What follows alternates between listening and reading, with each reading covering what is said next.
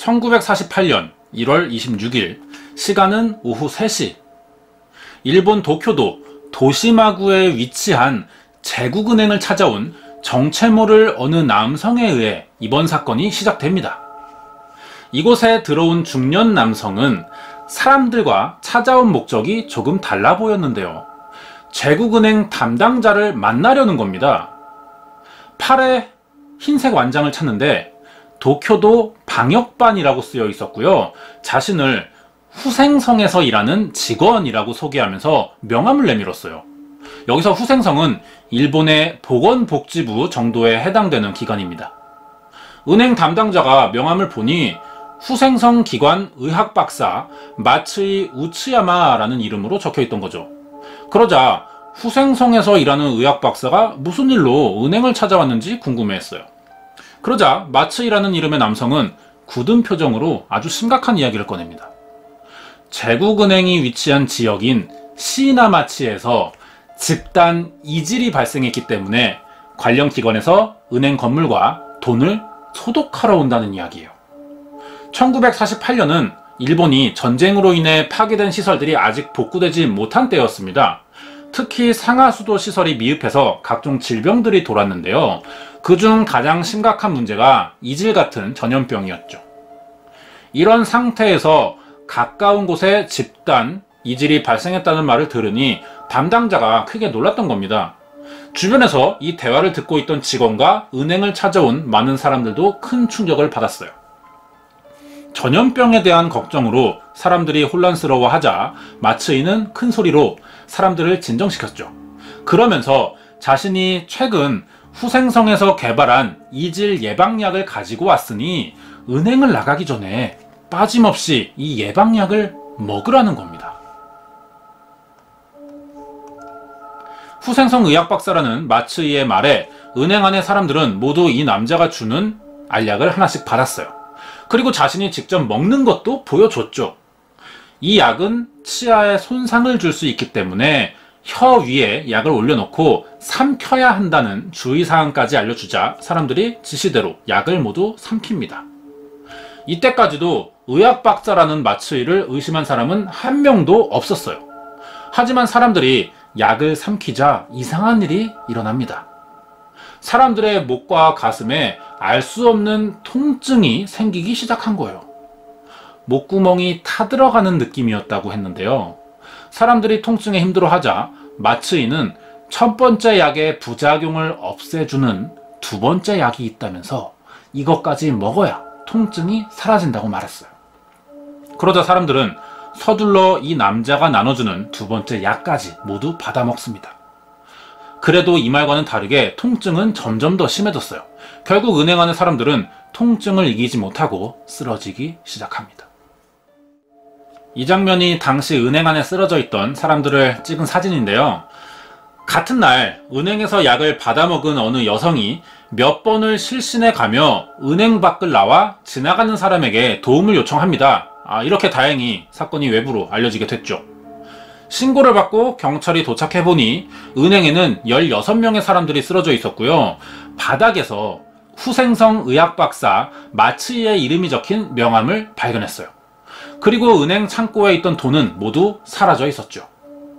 12명은 이미 사망한 상태였고요. 그나마 생존한 4명은 약물 중독 현상을 보이고 있었어요. 경찰은 생존자들의 증언을 통해 약을 나눠준 남성의 목적이 은행에서 보관 중인 돈이었다는 사실을 알게 됐죠. 마츠이는 사람들에게 약을 먹고 쓰러진 뒤 은행 창구에서 현금 16만엔과 수표 17,450엔을 챙겨 도망쳤던 겁니다. 해당 수표는 다음 날인 곧바로 현금화됐고요. 하지만 경찰이 이 사실을 알았을 때는 이미 하루가 지난 상황이었어요. 수표로 범인을 추적할 수 있는 기회가 사라진 뒤였던 겁니다. 제국은행 사건은 12명의 사망자가 발생한 대량 살인이다 보니 파급력과 심각성이 아주 컸어요. 그런데 문제는 이 사건은 처음 발생한 일이 아니었다는 겁니다. 제국은행 사건이 벌어지기 6개월 전이었던 1947년 10월 14일 야스다라는 은행 에바라 지점에서도 어느 남성이 찾아온 적이 있었어요. 그때 남성도 자신을 후생성기관의 의학박사인 마츠이라고 소개했었다는데요.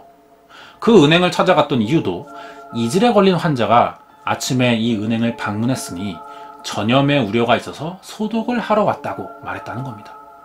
여기까지는 제국은행과 사건 수법이 같죠. 하지만 야스다 은행 사건은 잘 알려져 있지 않은데요.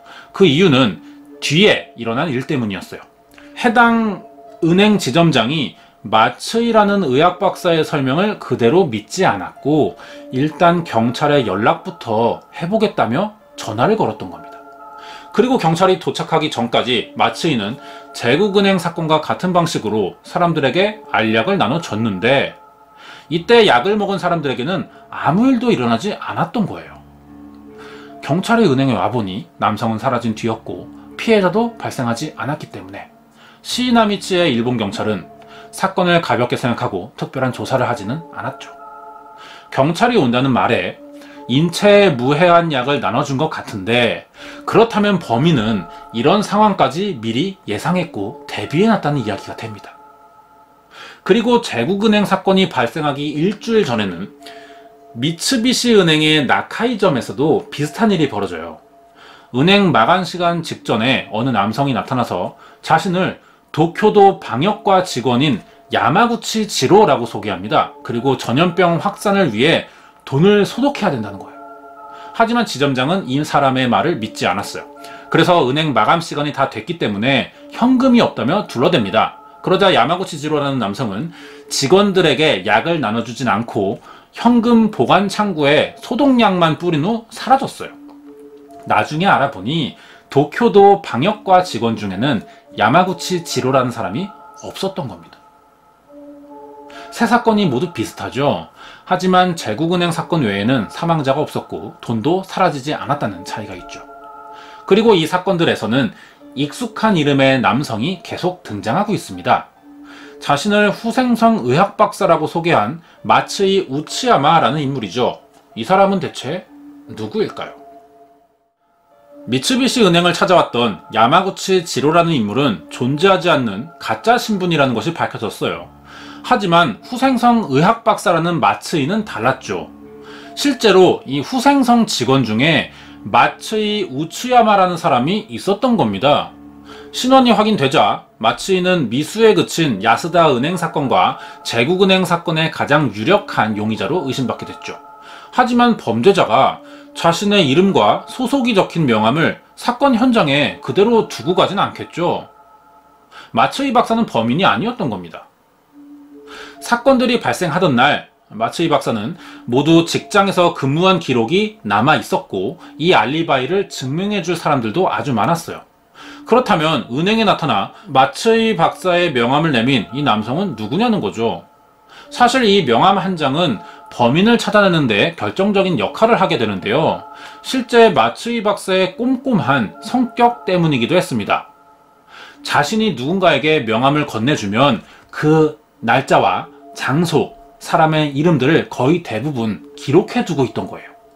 경찰은 마츠이 박사의 기록을 토대로 전달된 92장의 명함을 뒤쫓기 시작했죠.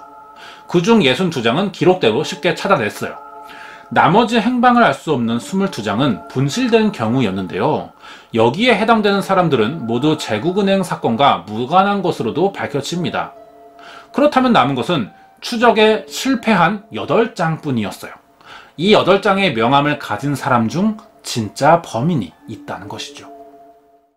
제국은행 사건이 벌어진 지 7개월 만인 1948년 8월 21일 예상 밖의 장소에서 범인이 체포되었다는 소식이 전해집니다. 범인의 이름은 히라사와 사다미치로 홋카이도 오타루시에서 유화를 그리던 화가였어요. 히라사와를 체포하는데 결정적인 역할을 했던 것은 역시 마츠이 박사의 명함 때문이었죠. 경찰의 예상대로 마츠이 박사와 명함을 주고받은 사실은 기록돼 있었지만 쉽게 행방을 알 수 없었던 8명 중 한 사람이었던 겁니다. 만나보니 히라사와는 박사의 명함을 가지고 있지 않았어요. 마츠이 박사가 명함을 준 기록은 있지만 당사자가 가지고 있지 않다는 것은 제국은행 현장에 그 명함을 떨어뜨렸기 때문이라는 가설이 성립될 수 있죠. 거기에 사건 당시 히라사와는 제국은행이 있는 도쿄도 도시마구에 있었던 것으로 확인됩니다. 자신은 3시쯤에 길을 걷고 있었다는 진술을 했지만 이 알리바이를 증명할 수 있는 사람은 없었죠. 그리고 히라사와의 통장에는 제국은행에서 사라진 17만엔 정도의 금액이 그대로 들어있었어요. 경찰은 화가로 일하면서 어떻게 이런 큰 돈을 가질 수 있었고 은행에서 사라진 액수와 비슷한 금액이라는 사실도 의심했죠. 이 사실을 물어봤지만 히라사와는 제대로 해명도 하지 못합니다. 수상한 정황들이 계속 드러나자 경찰은 이 남성을 진범이라고 확신했어요. 경찰은 은행에서 약을 먹었던 생존자들을 불러 히라사와의 얼굴을 보여준 뒤 범인이 맞는지를 확인해 보려고 했지만 의외로 생존자 중 누구도 히라사와의 얼굴을 기억하는 사람은 없었습니다. 그러자 히라사와는 더 이상 빠져나갈 곳이 없다고 생각했는지 갑자기 자신의 범행들을 자백했어요. 확실한 물증은 찾지 못했지만 용의자로 의심하던 사람이 자백을 했으니 경찰 입장에서는 다행이죠. 빠르게 자료들이 정리됐고 히라사와를 기소했어요. 그렇게 재판이 열리는데 갑자기 재판에서는 자신의 자백이 거짓이었다면서 범행을 부인하는 겁니다. 하지만 법정 진술 내용과는 다르게 사형을 선고받았어요. 히라사와의 자백이었던 3장의 진술서를 법원에서 신뢰했던 겁니다. 여기에 히라사와는 항소했고 계속해서 자신의 무죄를 주장했지만 고등법원과 대법원이 기각하면서 사형이 확정됐죠. 이렇게 감옥에 들어간 히라사와는 자신의 억울함을 계속 주장하면서 3번의 자살 시도도 했어요. 하지만 모두 목숨을 끊는 데는 실패했죠. 히라사와가 자백을 했다가 막상 재판에서는 부인했죠.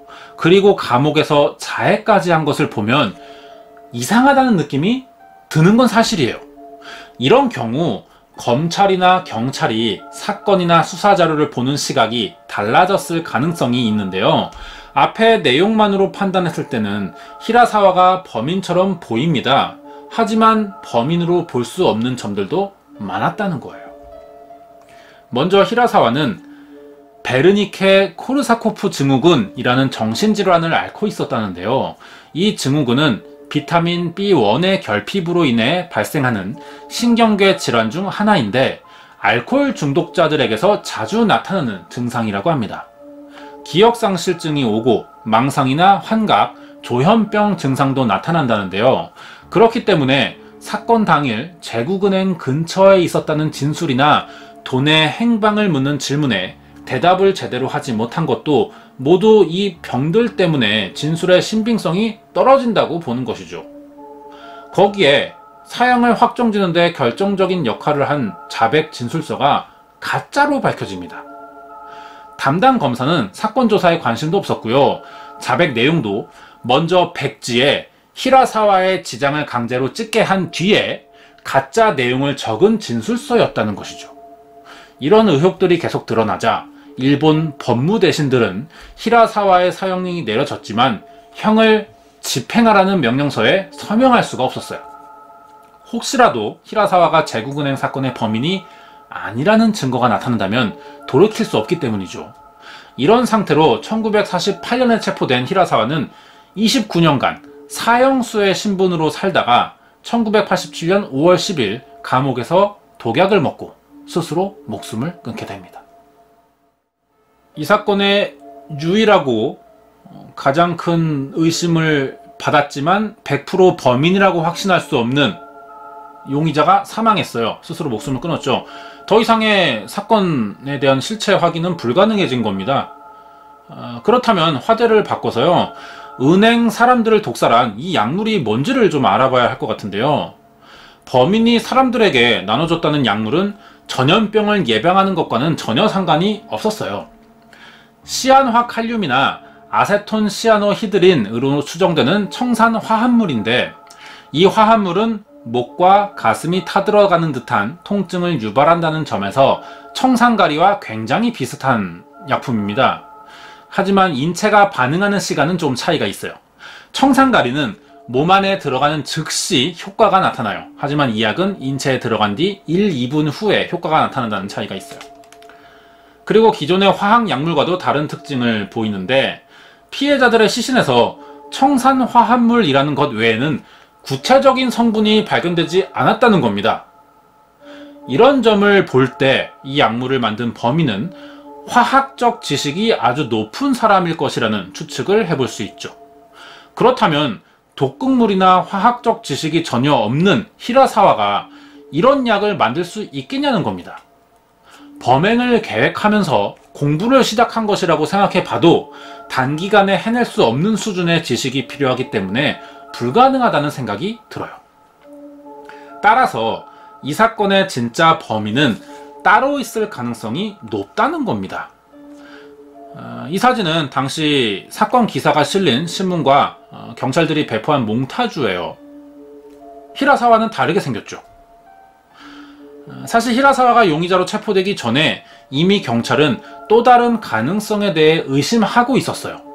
일본 육군 제9연구소에서 아세트시아노히드린에 대해 개발하고 있다는 사실을 알게 됐던 거죠. 범인의 수법이 군 비밀과학연구소에서 독극물을 취급하는 매뉴얼과 일치하고 범인이 사용한 도구들도 연구소에서 사용한 것과 같다는 점 때문이었는데요. 이런 의심이 가능한 이유는 일본군 사령부에서 경찰에 외압을 넣어 제9연구소에 대한 조사를 금지했다는 점 때문입니다. 결국 경찰은 이 사건과 육군 연구소와의 관계를 조사해보지도 못했어요. 그리고 1987년에 히라사와가 목숨을 끈 차 뒤늦게 사건을 조사하던 관련 인물들이 제국은행 사건의 범인에 대한 이야기를 한 적이 있는데 대부분 히라사와는 진범이 아니고 실제 범인은 일본 육군이나 특수부대에 소속된 사람일 것이며 그 중에서도 생체 실험을 한 것으로 유명한 731 부대 출신으로 보인다는 주장을 했다는 거예요. 결국 사건 수사를 하면서 경찰은 히라사와가 어떤 경로로 청산화합물을 손에 넣었는지 밝혀내지도 못했기 때문에 따라서 히라사와가 직접 독극물을 만들어냈을 것이라고는 생각할 수 없다는 겁니다. 여기에 일본군 사령부에서 외압을 넣었다는 사실까지 더해보면 실제 범인은 히라사와가 아닐 가능성이 매우 높아 보인다는 잠정적인 결론을 내릴 수 있죠. 하지만 어디까지나 이것들은 가능성에 대한 이야기일 뿐이고요. 의심만 하고 있는 상황입니다. 더 이상의 수사 진행은 불가능하고 할 수도 없어요. 현지까지 공식적으로 기록된 제국은행 사건의 범인은 히라사와 사다미치이고요. 여기에 관련된 수많은 의혹들은 아직 풀리지 않는 미스터리로만 남아있습니다. 제국은행에 들어와 사람들을 독살하고 돈을 훔쳐 달아난 범인은 과연 누구일까요? 오늘 준비한 미스터리 사건은 여기까지입니다. 만약에 이 사건의 전말이 드러난다면 혹시나 저는 그렇게 생각해요. 경찰력만으로는 해결할 수 없는 규모의 비밀 프로젝트였을 가능성도 있어 보인다는 거죠. 물론 음모론처럼 보일 수도 있는 이야기예요. 근데 이게 아니라면 군 사령부의 외압까지 들어오면서 수사를 막을 만한 이유가 없다는 겁니다. 하지만 어떤 일이 있었고 어떠한 가설을 세우던 간에 이제는 발견할 수 없다는 거죠. 관련된 이야기가 더 있어요. 제국은행 사건 이후에 6년 만에 다시 비슷한 수법의 대량 살인 사건이 일어났었어요. 1954년 이번엔 장소가 이바라키현이었는데 제국은행 사건이 일어난 지역과는 차로 한 1시간 30분 정도 되는 거리입니다. 보건소에서 나왔다는 의문의 남성이 사람들에게 약이라고 속여서 독극물을 먹인 사건이었던 거죠. 이 사건의 범인은 현장에서 체포됐어요. 하지만 체포되자마자 자신이 독극물을 먹고 스스로 목숨을 또 끊었기 때문에 사건이 그대로 종결됐고 이 범인과 제국은행 사건 사이의 연관성을 알아내는 것도 실패했죠. 범인의 행동이 좀 이상해 보이긴 합니다. 사람이 어떠한 규칙을 어기고 범행을 저지른다는 것은 그 행위를 통해서 자신에게 어떠한 이득이 발생하기 때문인데 이 마을 사람들에게 독극물을 먹인다고 해서 무슨 이득이 생기고 만약 붙잡힐 경우 죽음도 각오했었다는 건데 이것들이 쉽게 납득할 수 없는 부분이죠. 이해가 잘 되지 않습니다. 분명히 이런 유형의 사건에는 뭔가가 있었다는 생각이 드는 게 좀 사실이에요. 이 사건은 1918년 독일에서 일어났습니다. 약 100년 정도 지난 사건이죠. 당시에 독일이 세계 1차 대전을 겪으면서 화폐의 가치가 엄청 떨어졌어요. 그리고 반대로 물가는 폭등하는 초인플레이션 현상과 식량 부족으로 경제가 휘청거리고 있었죠. 동시에 사람들은 2차 산업혁명으로 급박하게 변하고 있는 20세기를 적응해야만 됐는데요. 범죄 역사에서 1900년대는 아주 중요한 기점이 되기도 합니다. 그 전까지의 범죄들은 먹고 사는 문제를 해결하기 위한 절도나 살인들이 많았습니다. 하지만 석유와 전기의 보급으로 이러한 문제가 해결되다 보니 자연스럽게 범죄자들은 새로운 욕구를 충족하기 시작합니다. 성범죄 시대가 열린 것이죠. 그중 독일의 작센 지방에 있는 하노버라는 도시가 이런 영향을 가장 많이 받은 곳이었습니다. 이 지역에서 어떤 일이 있었는지 알아보도록 하겠습니다. 구독과 좋아요 부탁드립니다. 사건의 시작은 100년 전인 1918년 9월 25일로 거슬러 올라갑니다. 17살인 프레델 로스라는 이름의 남자아이는 엄마에게 자신의 여자친구가 다시 괜찮아질 때까지 집에 돌아오지 않을 것이라는 편지를 남기고 사라졌어요. 내용상 여자친구가 병에 걸려서 찾아간 것 같죠. 하지만 편지를 읽은 프리델의 엄마는 경찰에 신고를 했고요. 프리델 로스의 친구들에게 수소문해본 결과 어느 집 주소 하나를 알아내게 됩니다. 친구들은 경찰에 프리델이 누군가에 속아 이 주소로 간 것 같다는 말을 했어요. 경찰은 주소에 적힌 집을 찾아갔고 문을 여는 순간 크게 놀랍니다. 집주인으로 보이는 성인 남성이 13살밖에 안 된 남자아이와 성관계 장면을 보게 된 것이에요. 결국 남성은 청소년 성범죄로 9개월형을 선고받게 됐죠. 그리고 한참 시간이 지나 6년 뒤 다시 하노버의 경찰서로 또 다른 아이가 실종됐다는 신고가 걸려옵니다. 이번에 실종된 아이는 로버트 위첼로 6년 전과 마찬가지인 남자아이였죠. 로버트는 자신의 친구와 함께 서커스를 같이 보러 간다고 집에 이야기를 했어요.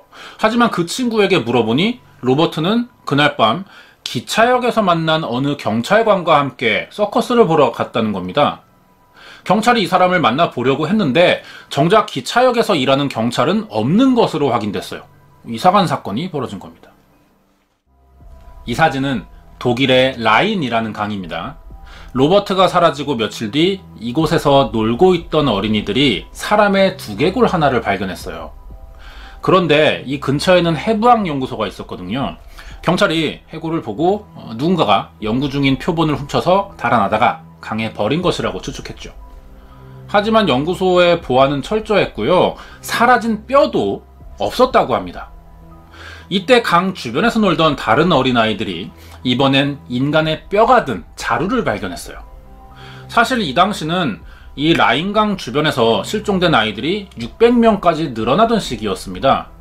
계속해서 사람의 뼈가 발견되자 하노버의 주민은 공포에 떨었고 독일의 암거래 시장에서는 인육이 거래되고 있다는 소문까지 돌았어요. 다시 며칠이 지납니다. 일요일이었죠. 심상치 않은 일들이 연속해서 벌어지자 수백 명의 사람들이 모여 본격적으로 인간의 뼈와 시체 수색을 시작했고 실제로도 찾아냈어요. 이런 사건을 처음 접하게 된 사람들은 범인이 늑대 인간이나 식인을 하는 사람일 것이라 생각했고 지역 사람들이 혼란스러워하자 라인강은 접근 금지 구역으로 지정될 정도였습니다. 소문이라는 것은 원래 이야기보다 부풀려지는 경우가 많죠. 그런데 이 사건은 반대로 소문보다 훨씬 더 끔찍했습니다. 총 500개가 넘는 사람의 뼈가 발견됐고요. 두개골과 뼈가 모두 날카로운 흉기로 살점이 깨끗하게 발라내진 흔적이 있었어요. 모두 15살에서 20살 정도의 사람 22명 이상이 사망했을 것으로 추정됐죠. 여기서 첫 번째로 발견된 해골이 처음에 이야기한 로버트의 것이었습니다. 시체가 발견됐고 조사가 진행되자 신문기사도 크게 날 수밖에 없죠. 그러면 범인도 그 기사를 보게 될 겁니다. 이 기사를 가장 관심 있게 찾아보는 사람 중 하나일 거예요. 자신의 범죄를 신문으로 볼 때 보통의 사람이라면 어떨까요?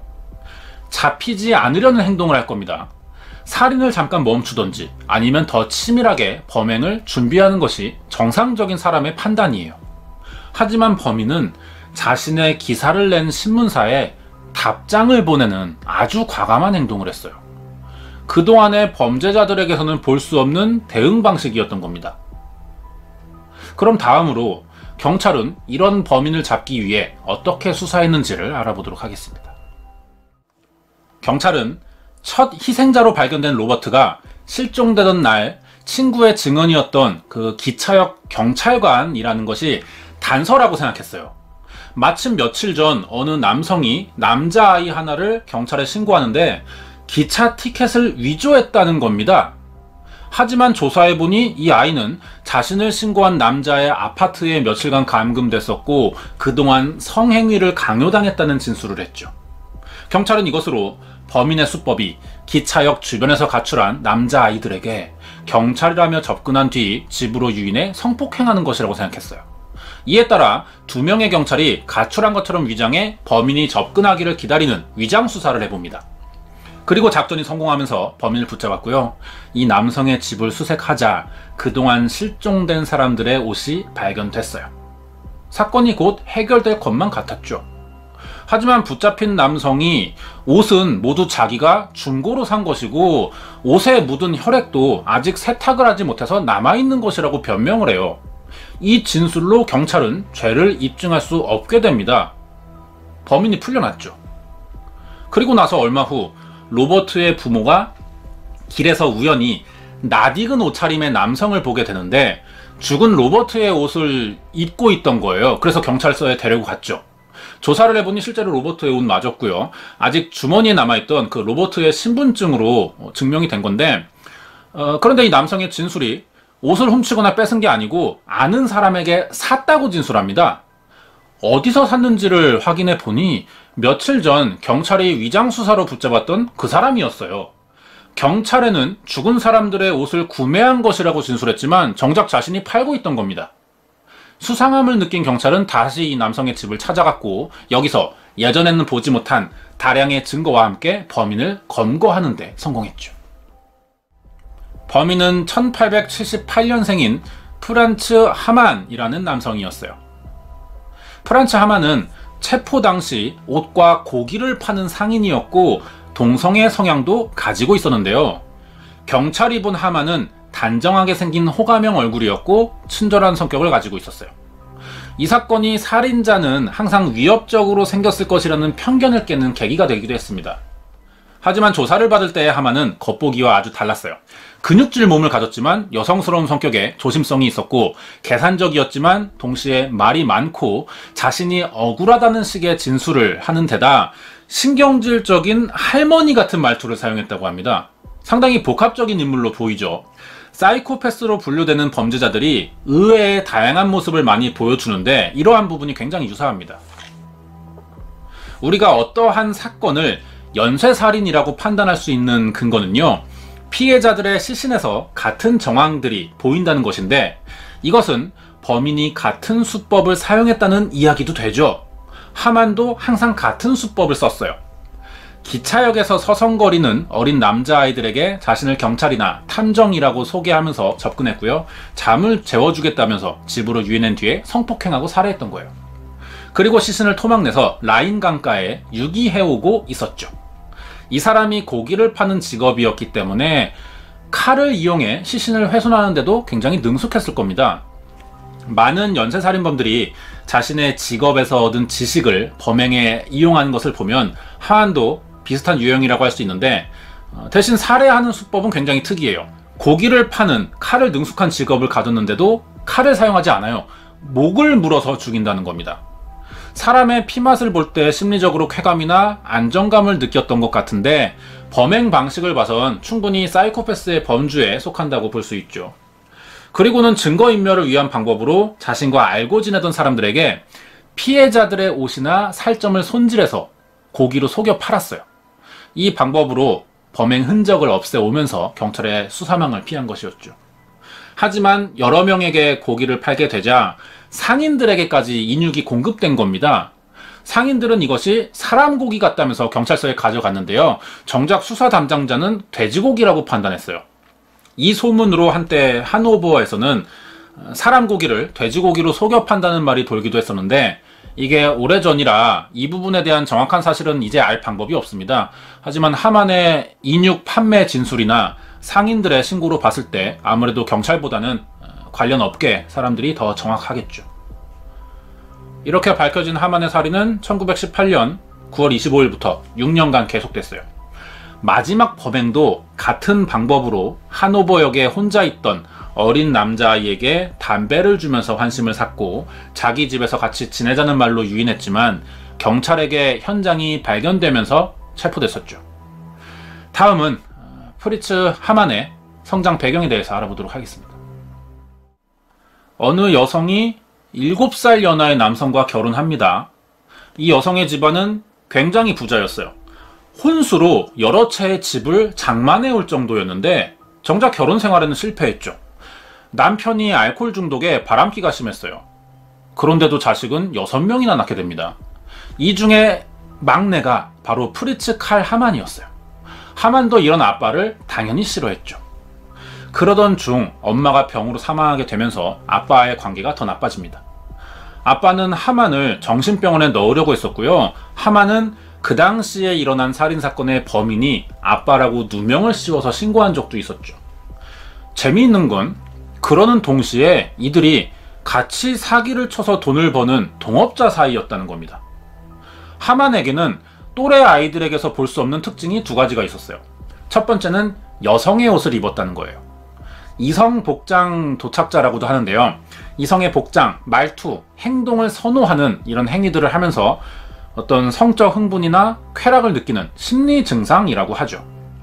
남자의 몸을 가진 사람이 자신을 여자라고 생각하는 트랜스젠더와는 조금 달라요. 자신을 이성의 성별과 동일시하는 것이 아니고 이 행위는 자신이 가진 성적 우월감을 확인하기 위한 심리에서 나온다는 것이 좀 더 강해요. 사람마다 다른 면이 있겠지만 하만의 경우에는 여성의 옷을 입고 자신이 남성이라는 것을 확인받으면서 사실 잘 이해는 되지 않지만 이러한 것에서 만족감을 느꼈던 것이라고 생각되는데요. 2번째는 다른 사람이 공포에 질리는 상황에서 쾌감을 느꼈다는 겁니다. 세디스트적인 성향이라고도 할 수 있는데 주로 했던 일은 밤에 집 창문 바깥에 나무에다가 여동생들을 묶어놓고 자신은 집 안에 들어와서 동생들이 무서워하는 것을 이렇게 지켜본다는 거예요. 되게 재미있어 했다고 합니다. 친구들에게는 귀신이나 늑대 인간에 대한 이야기를 하면서 겁을 주는 일을 자주 했는데 당시에는 이런 이야기가 문제가 될 정도로는 보이지 않았고요. 그냥 단순하게 무서운 이야기를 잘하는 아이 정도로 알려지면서 오히려 인기가 많았었다 그래요. 이렇게 자랐어요. 그리고 16살이 되자 사관학교에 들어가는데 1년 만에 간질이 생겨서 강제로 전역을 해요. 이때부터 남자아이를 상대로 거의 매일마다 성범죄를 저질렀고 고발도 당합니다. 이런 일이 계속되자 심리검사를 했어요. 그러자 이상 성적 성향이 있다는 것을 알게 되면서 18살에 정신병원으로 들어갔죠. 이 병원에서 하만이 아주 큰일 하나를 겪게 되는데요. 나중에 연쇄살인으로 체포되자 했던 말이 사형도 좋지만 다시 정신병원에 보내지는 말아달라고 경찰에 부탁했어요. 죽는 것보다 무서운 게 정신병원에 갇혀있던 일이었던 것 같습니다. 연쇄살인범들의 특징이 여기서도 나오는 건데요. 이런 유형의 사람들은 직장 생활이나 학교에 적응하지 못합니다. 누군가에게 지시받거나 어떤 짜여있고 반복되는 어떤 규칙적인 생활을 극도로 힘들어한다는 것이죠. 정신병원 생활은 누구나 힘들어요. 하지만 죽는 것만큼은 아니죠. 그런데 하만이 반대로 생각하는 것을 보면 이때 한 말은 사이코패스적 성향이 강하게 드러난 부분이었다고 생각됩니다.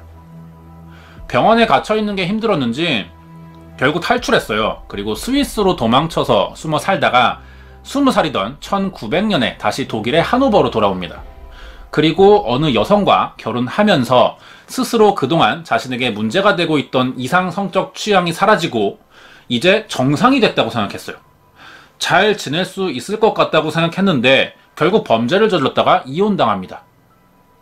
그리고 다시 군에 입대했어요. 사이코패스적 성향의 사람들이 고위 관료층이나 정치인, 군인에 많다는 연구 기록을 들어보신 적이 있죠. 남들 위에 있기를 좋아하는 성향이 드러나는 것인데요. 하만이 여기에 전형적인 인물이 되는 겁니다. 실제로 군에 있을 때는 사고를 한 번도 저지르지 않았고요. 스스로도 굉장히 만족하던 시기였다고 말한 적이 있어요. 그런데 다시 1년 만에 운동을 하다 쓰러집니다. 간질 증세가 재발한 거죠. 4개월 동안 군 병원에서 치료를 받았지만 군인으로서는 부적합하다는 진단을 받고 제대했어요. 돌아갈 곳이 없자 아빠가 있는 집으로 와서 살았고 다시 집안 갈등이 생겼죠.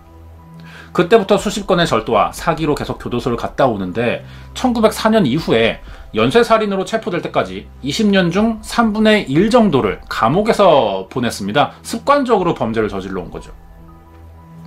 처음에는 하만이 감옥을 좋아했었어요.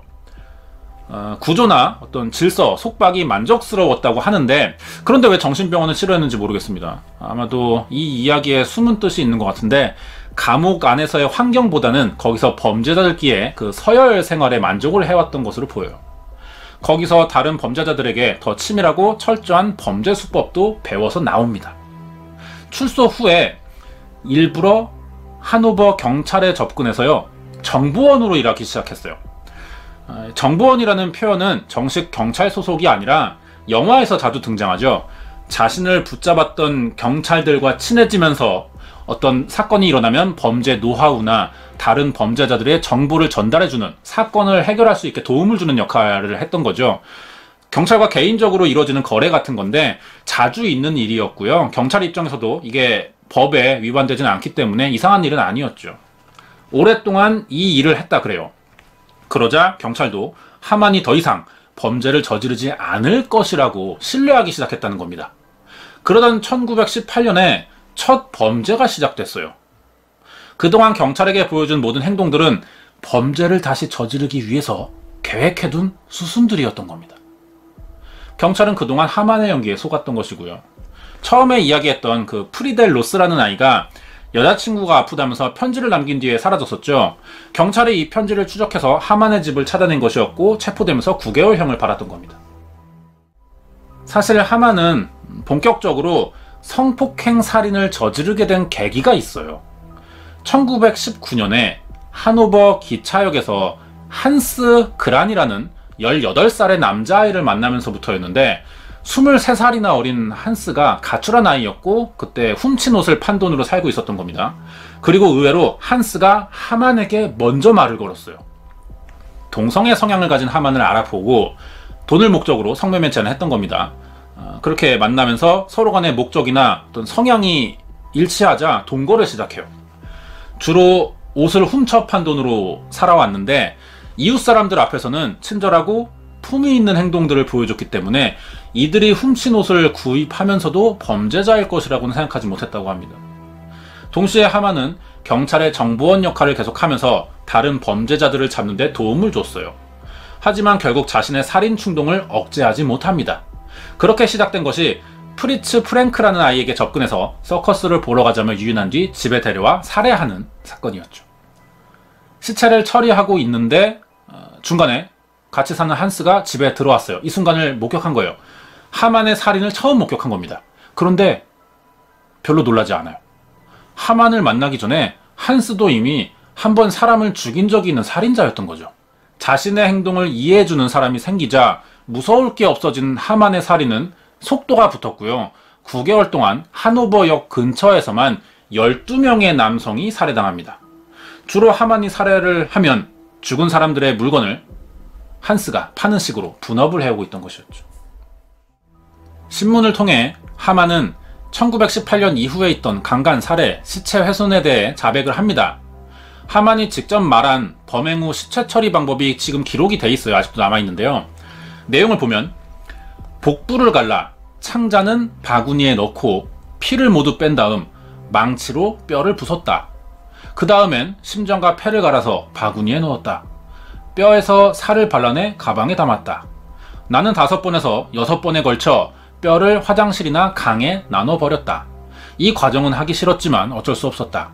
나는 사람을 자르고 갈아버리는 것을 무서워했지만 그것보다 살인에 대한 욕구가 훨씬 더 강했다.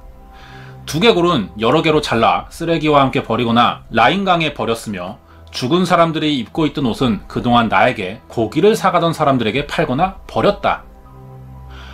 이렇게 진술했는데요. 하만이 여러 번의 살인을 하면서 느낀 점이 있다고 합니다. 사람들은 살해당할 때 고통스러워했는데 하지만 막상 죽으면 살아있을 때보다 더 편해질 거라는 생각이 들어서 망설이지 않고 죽일 수 있었다고도 진술했어요. 그동안 경찰이 얼마나 많은 사람을 죽여왔는지를 물어봤습니다. 그러자 한 50명에서 70명 사이쯤 되지 않을까라고 대답했고요.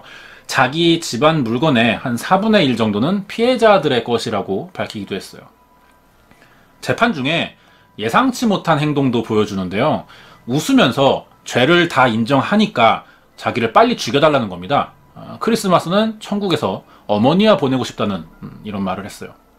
하지만 공범이었던 한스는 자신의 범죄를 부인하면서 하만이 끌어들여서 어쩔 수 없이 도왔기 때문에 죄가 없다고 주장합니다. 재판은 1918년부터 6년간 27명의 살해 혐의 중 24건이 인정되면서 사형 선고가 내려졌고요.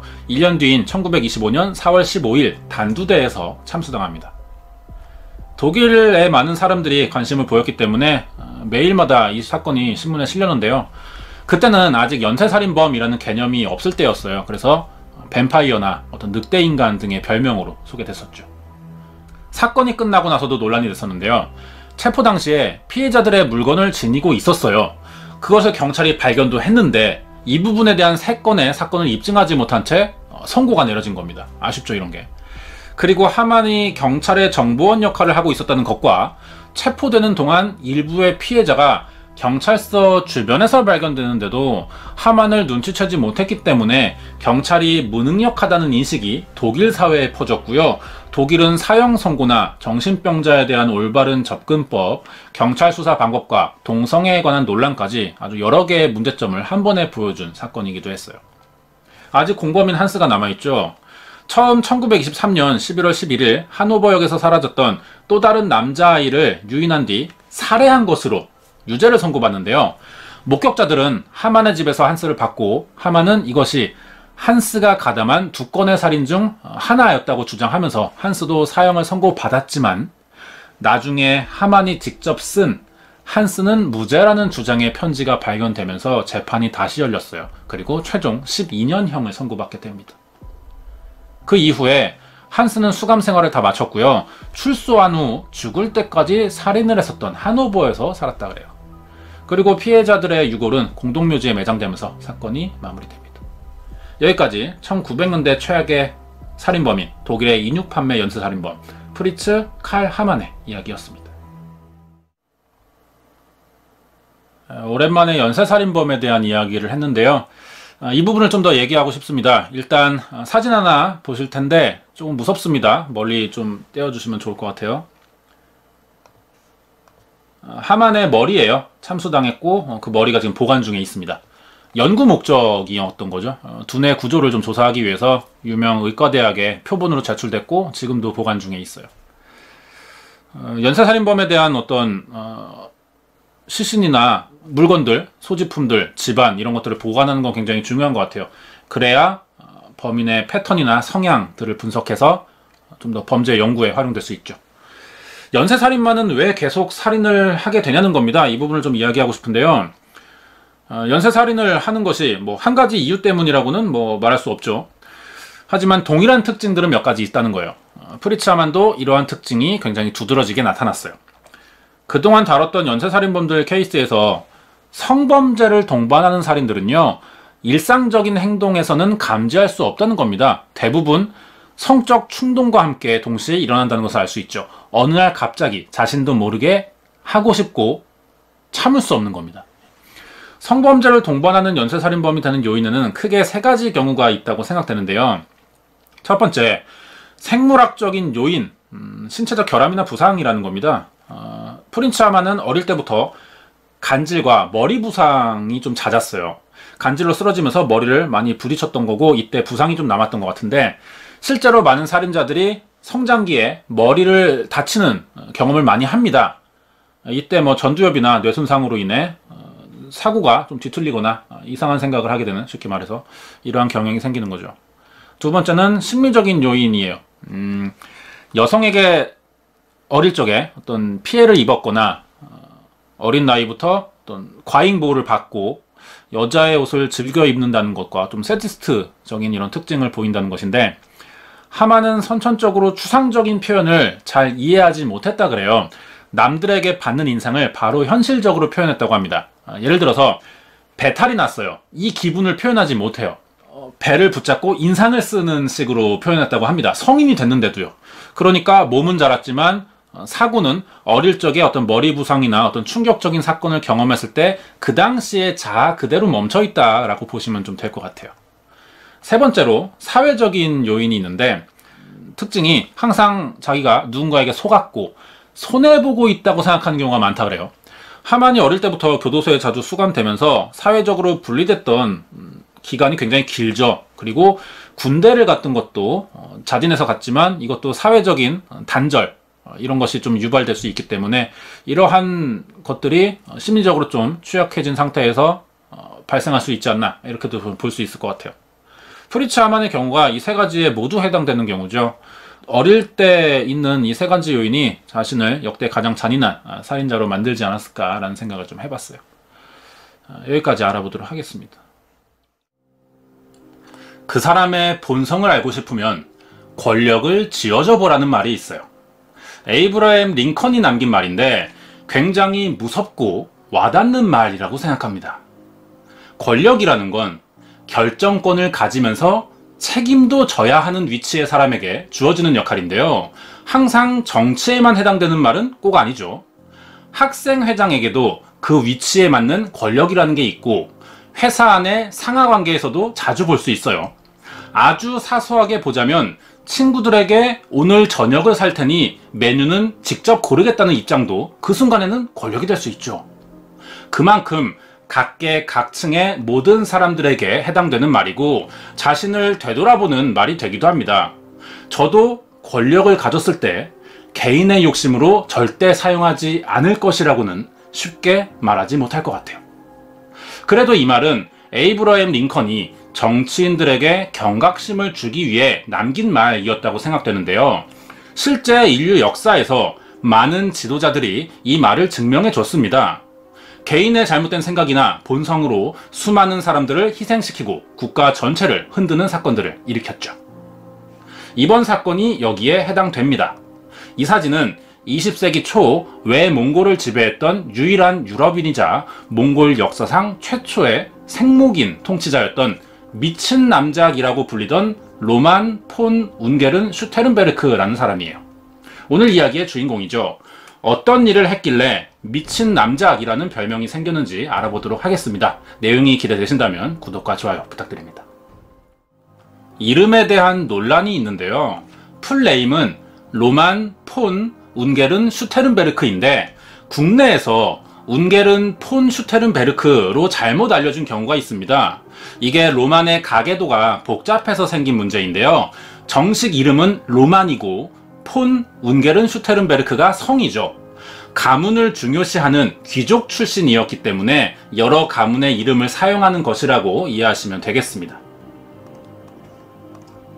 로만은 1886년 1월 22일 오스트리아의 그라츠라는 곳에서 태어났어요. 그럼 오스트리아 국적이 되죠. 그런데 로만은 오스트리아 국적이라고 생각하지 않습니다. 자기가 독일이나 러시아 사람 아니면 독일계 러시아 혼혈이라고 생각했어요. 복잡하죠. 부모에 대한 정보가 알려져 있지는 않은데 아마 독일인이었던 것 같아요. 그래서 오스트리아 국적인데도 항상 자신은 독일의 귀족 가문이라는 생각을 가지고 있었는데요. 로만이 이런 생각을 한 이유는 유럽의 봉건제 때문이었습니다. 봉건제는 왕이 모든 영토를 다스릴 수 없어서 지역마다 영주를 두고 관할 정치를 하는 방식이죠. 그러다 보니 귀족들은 국가보다 자신의 가문을 더 우선시했어요. 귀족들만의 혈통우월주의가 만들어진 겁니다. 로마는 오스트리아보다 강력한 봉건제를 가진 독일에 대한 환상이 더 컸다고 볼 수 있어요. 그리고 5살 때 부모가 이혼을 합니다. 이때 로만의 양육권을 엄마가 가져가면서 러시아 사람과 재혼을 하는데 200년간 영토를 다스려온 명문 귀족 가문이었어요. 이렇게 로만은 독일 귀족 가문의 출신이었지만 러시아 귀족의 가문으로 들어가 살게 됩니다. 막상 와보니 러시아 제국도 독일만큼이나 봉건제도가 강한 나라였던 거예요. 이때부터 자신이 귀족 신분이라는 것을 아주 자랑스러워했고 자부심도 컸어요. 그리고 스스로를 러시아 제국에 복종하는 신민이라고 생각하기 시작합니다. 로만이 이런 생각을 무려 5살 때 했다는 거예요.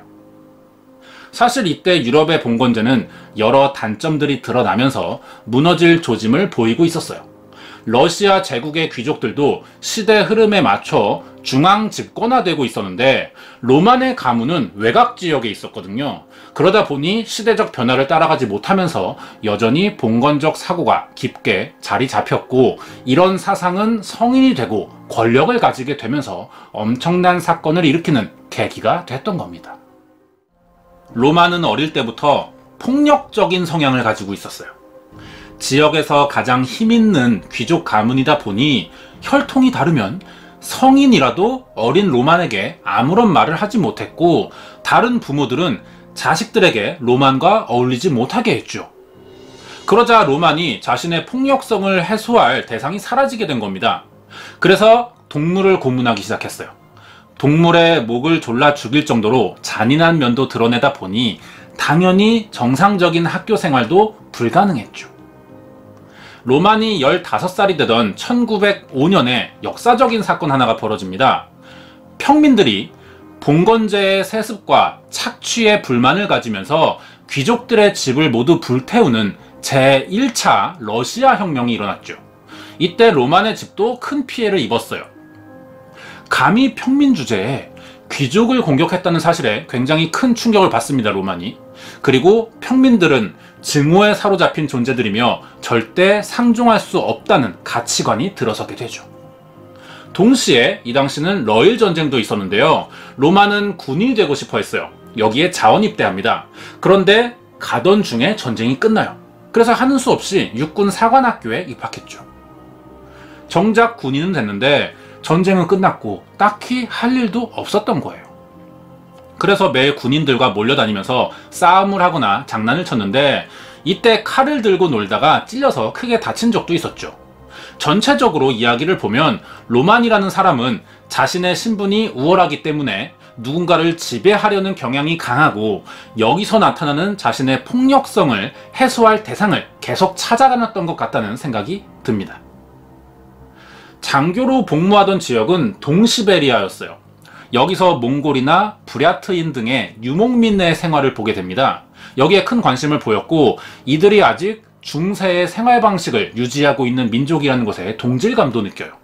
그래서 아시아와 더 가까운 지역으로 복무 장소로 옮기면서 본격적으로 유목민들과 어울려 지내게 됐죠. 이들에게 기마검술과 총을 가르칩니다. 이렇게 유목민들에 대한 인지도를 넓혔고, 자신의 가문에 헝가리인 혈통이 섞여 있다면서 스스로를 징기스칸의 후손이라고 주장하기도 했어요. 몽골이 중국의 지배를 받던 1913년엔 이들의 독립을 도우려고도 했지만 러시아 제국의 군인 신분이었기 때문에 제3국 사정에는 개입할 수가 없었죠. 그러자 예비역으로 전역까지 하면서 나섭니다. 그래도 러시아 관리들의 반대로 실패했어요. 하지만 1년 뒤 1차 세계대전이 발발하면서 다시 현역으로 복귀했고, 이때 적진에 직접 뛰어들어서 광기에 가까운 용맹함을 보였다고 하는데, 남들의 눈에는 무모해 보였지만 사실 많은 공을 세웠어요. 그래서 훈장까지 받습니다. 국가에 충성했던 것이라고 볼 수도 있지만 의도를 들여다보면 자신의 폭력성을 해소하기 위해 전쟁을 즐겼던 것 같아요.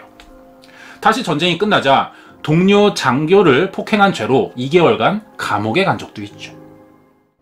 로만은 태어나면서부터 봉건제도와 군주제가 몸에 배인 사람이었어요.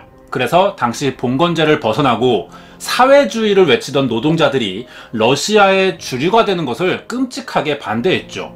그러던 중 1917년 2월 혁명으로 러시아 제국의 마지막 황제인 로마노프와 가족들이 총살됩니다. 그러자 대표적인 반공주의자였던 그리고리 세면우프라는 사람을 상사로 만나면서 아직 남아있는 황가에 충성을 맹세했고, 이어지는 10월 혁명에 맞서 반공군에 들어가 공산주의 군대를 무장 해제시킨 후 이곳을 반공군의 거점으로 삼았어요. 이 공로로 로만이 사령관직까지 맡게 됩니다. 두 번에 걸친 러시아 혁명은 왕정 정치를 유지하려는 보수주의 백군과 사회주의를 요구하는 시민인 적군 간의 전쟁이었어요. 하지만 철저한 반공이자 같은 보수주의 성향의 백군 지도부 안에서도 로만과 세면노프는 이질적인 별종이었던 겁니다. 백군은 의회가 정치를 하는 입헌군주제를 주장했지만 이들은 중세시대부터 이어진 봉건주의를 유지하고 싶어 했어요. 그리고 일본의 각종 무기와 지원을 받는다는 이유로 지도부가 로만을 멀리했기 때문에 독자적인 행동을 했죠. 로만과 세면노프가 이렇게 행동했던 이유는 당시 백군의 총사령관이 같은 보수주의자였지만 봉건제도에 적극적인 입장이 아니기 때문이었습니다. 이런 상황들이 로만 입장에서는 빨리 러시아를 혁명 전으로 되돌려놔야 한다는 생각이 들게 했던 거예요. 이후 로마는 여러 번의 전투에서 거듭된 승리로 직접 부대를 편성할 수 있는 위치까지 진급을 하게 됩니다. 그러자 이끌어오던 백군을 버리고 그동안 가깝게 지내오던 몽골인 외에 러시아인과 부랴트족으로 편성된 아시아 기마사단이라는 부대를 만들어 거점 지역이었던 철도를 장악했어요. 그리고 이곳을 지나가는 사람들을 붙잡아 공산당을 색출한다는 명분으로 수많은 시민들을 처형합니다. 군대를 운영하려면 물자 보급이 있어야겠죠. 그런데 정치 노선이 다르다는 이유로 백군과 사이가 틀어졌기 때문에 물자 보급을 받을 수 없었어요. 그래서 지나가는 기차들을 세워 검문을 해오면서 민간 상인들의 재산을 가로챘죠. 하지만 결국 러시아 혁명은 시민으로 이루어진 적군이 승리합니다. 러시아 지도부가 패배하자 로만의 상사인 세면노프는 만주로 도망쳤어요. 그러자 로마는 이 불리한 상황을 자신의 기회로 바꾸기 위해 군대를 이끌고 몽골의 수도였던 니슬렌 휘리, 현재의 울란바토르로 향하게 됩니다.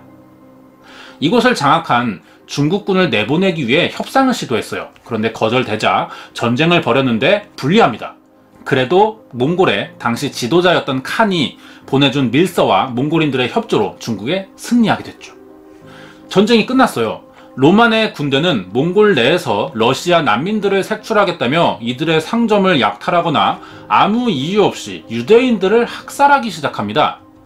중국군을 몰아내자 칸은 로만에게 몽골의 일부를 맡기면서 외몽골이 독립군주국임을 함께 선언했어요.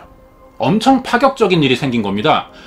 독립을 도왔다는 이유로 같은 몽골인도 아닌 사람에게 영토 일부와 대통령급인 자신의 위치와 비슷한 지위까지 줬던 거예요. 이렇게 로마는 독립적으로 외몽골을 다스리기 시작했어요. 정치 방식도 로만이 몽골 내정에는 전혀 간섭하지 않았고 몽골 시민들도 칸의 지시에만 따릅니다. 유럽은 아니었지만 몽골에서 자신이 그렇게 바라던 봉건제도식 정치를 할 수 있게 된 것이었죠. 외몽골의 유럽인 영주가 된 로마는 자체적으로 비밀경찰을 운영하면서 러시아 혁명으로 생겨난 난민들을 색출해 고문하거나 살해했어요. 러시아 혁명 이후에도 봉건제도를 거부한 시민들에 대한 적대감은 계속 커집니다.